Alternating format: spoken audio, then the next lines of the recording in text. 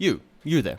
You are probably a gamer, or if you found this video, a game developer, or interested in visual effects in some way, shape, or form. And you might be thinking to yourself, what on earth is a shader? A shader, in its simplest form, is a program that runs on the graphics card to control how the pixels on the screen are rendered. Now this may be maddeningly unhelpful depending on the answer you want. If I were to give this in the context of VFX, I can describe it by function and simply state that this is how your particles get rendered to the screen.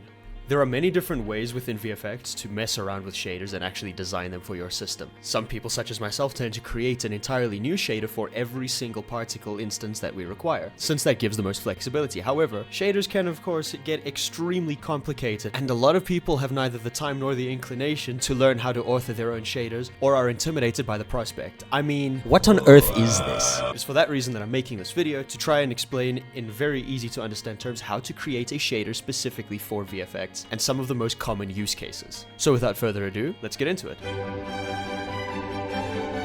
Step 1 of creating a shader. Figuring out what you're creating your shader for. Different shaders have different functions depending on the particle they will be applied to. You will not create a water shader to use for fire. Therefore, the desired visuals and function of your particles or your effects should drive the creation process of your shader. An example of a commonly created shader would be fire. By having a look at how fire exists in the real world, we can work out what our shader needs to do and what it doesn't need to do. In this particular case, the fire exhibits several properties. Fire in reality forms a volume, but in terms of game design, we can get away with having different layers of particles that all add together to get brightness where they most overlap. It fades towards the edges. There are no hard edges where it intersects with any supposed geometry, and it's impossible to move to any point around the fire and see hard edges. It is not built up of consistent shapes, and it's extremely fluid and dynamic in its movement. Now that we've worked out what we need and what we don't need, let's have a look at a significantly simpler example. This candle flame likewise also exhibits several properties. It is significantly less turbulent than the fireplace shown previously, but it still exhibits the same physical properties as the previous fire. Let's create the flame shape. Since this is a texture, this can be as basic or as complicated as you want it to be, and it's also very easy for you to change after the fact. And now, we have our flame.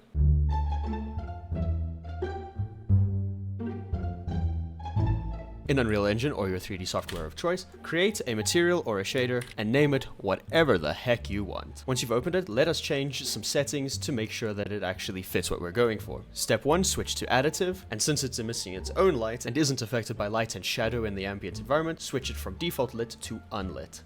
We can disable ray traced shadows since it is a volume and not a physical object. Into this frame, we're going to drag our flame and we are going to connect it to emissive color. Immediately, you will notice we have a flame. On a technical level, this is already enough to be a placeholder, but we're not about that, are we? We're here to complicate things and make things even better. And from this extremely basic starting point, we can start to include a lot of the visual properties that fire exhibits in the real world. First of all, when the viewing angle changes, the fire does not have a hard edge. This can be accomplished using a node known as a Fresnel, which returns a value of 0 or 1 depending on the angle at which the surface is compared to the camera. To use this within a shader, all we need to do is add a Fresnel node, which should be included in every shader editor on the planet, but at this point, all we need to do is drag it into the opacity. You'll notice though something is wrong. Now when the viewing angle is perpendicular to the object, we do not see our flame, yet we do when we approach a parallel angle to its surface. This is the opposite of what it should do, and we can fix this by simply inverting the output. In a program such as Blender, this will literally be an invert node. However, in Unreal, this is known as a 1-.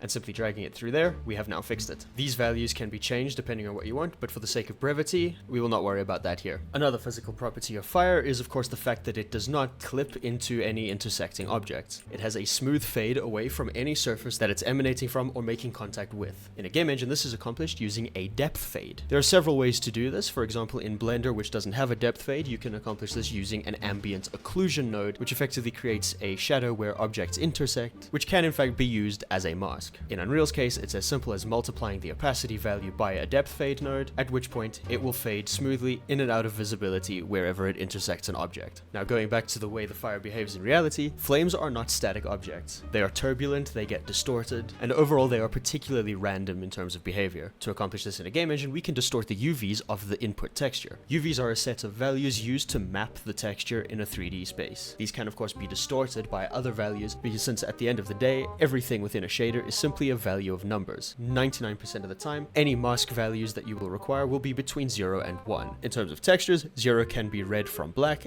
and 1 can be read from white. In order to distort the UVs of this texture, we need a secondary texture with which we will distort these. Any simple noise texture will work, and I've decided to export a seamless one I created in Blender. For the sake of flexibility, we're using a separate texture coordinate node to drive the noise texture, since this way we can change its size without worrying about altering the flame. To this noise texture, we are going to add a multiply node, and we're going to set this to 0.1 since we are going to be adding it to the UVs. This multiply node will effectively let us control how much it's getting distorted by, and higher values will create more distortion. And now immediately, we get a good result. It is clipping towards the top, so we can drop this value even further to avoid getting distortion that would cause this texture to clip away from where it's supposed to be. Now we've distorted the flame, but it's still static. It's boring. To fix this, we can add a panning node by holding P and pressing left click, which we can then drag into the distortion texture. We can then increase the Y value to make it scroll up. The amount of distortion going on is a little bit too granular to be a convincing flame of this size, and so we drop the tile values by a lot in order to make the texture bigger. And now, when scaled to the correct aspect ratio, our flame is a lot more convincing and more in line with what you'd expect to see in reality. But why stop there? This isn't the correct color for a flame, so in its most basic form,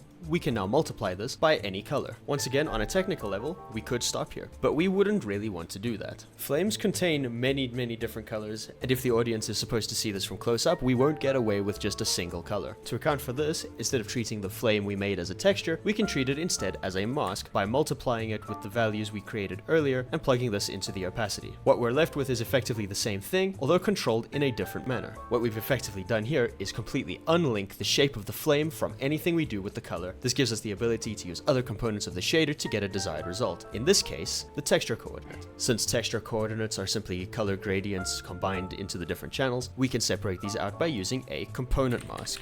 Since we want to create a gradient going from bottom to top, we're going to disable R and keep G since green is the vertical or Y-axis. By plugging this and then two separate colors into a lerp node, we are telling the system to apply colors along this gradient. These colors can now be edited independently of each other and then applied correctly to the gradient. Our shader is now technically complete. However, we want to be able to control this inside the particle system. To do this, we may add options that we deem necessary to get our desired result. In this case, I will be controlling the color and opacity in the particle editor by using a particle color node. In order to implement this, I simply multiply it by the respective values. Multiply the alpha by the alpha and RGB by our emissive color. Once this has been set up, I can now use this node to control these various parameters inside Niagara. To take this slightly further, I'm going to control the erosion of the opacity mask. To do this, I'm going to add a power node and plug the mask into it. Now, as the exponent increases, you will notice it takes away more and more of our texture.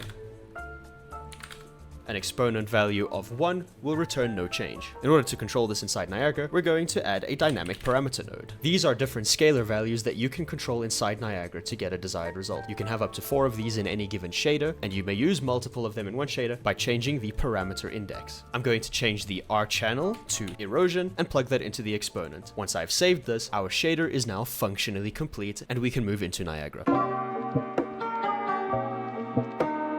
In your content browser, create an empty system since we will not be using any of these. Once in Niagara, right-click to add an emitter and add an empty. At the moment, we can see absolutely nothing happening on the left, and that's because we're not spawning any particles. By default, the empty renderer shows a placeholder particle, so in emitter update, we can add a spawn rate component, and we are going to simply set this to 1. And now, with default settings, we have a single particle spawning that will always face the camera from any angle and will last for 5 seconds. In the sprite renderer, drag and drop your shader into the material slot, and you will notice we now have a flame. Problem is, this will always face the camera, and it will add multiple of these on top of each other in a very unnatural way. In order to fix this, let's first fix the alignment of our particle. Since we want this to happen every time a new particle is created, in particle spawn, add a sprite facing and alignment component. We've disabled sprite facing and we've set the sprite's alignment to be 1 on the z-axis, meaning that the sprite will always be oriented vertically. Now that that's set up, let's get our parameters correct. Given the turbulent nature of fire, it doesn't make sense to have a single particle that lasts for 5 seconds, so we're going to reduce this to a random value range between 1 and 3. Under sprite size, we are going to set this to random non-uniform. This is an extremely arbitrary value, but for the minimum size on X, I'm going to make it 25, and the max, I'm going to make it 30. On the Y-axis, minimum of 50, maximum of 75.